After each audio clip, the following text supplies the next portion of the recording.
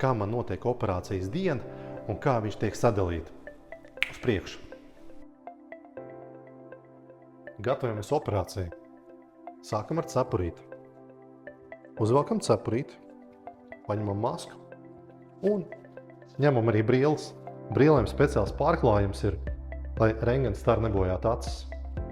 Aizmirs, mums taču rentgena tārps arī jāuzvelk. Esam gatavi sākt mazgāt rokas. Sensori visur ir. Mēs sākam ar ziepēm. Roku mazgāšana sastāv no 2 etapiem. Viens ir mazgāšana ar ziepēm, un rokas mēs mazgājam līdz elkonim. Rokas jātur uz augšu, lai netīra un netek uz plaukstu.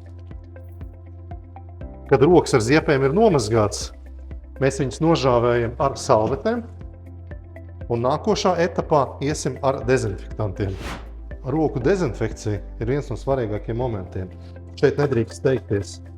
Dezinficēt vajag daudz un kārtīgi, lai mikrobi visi iet bojā.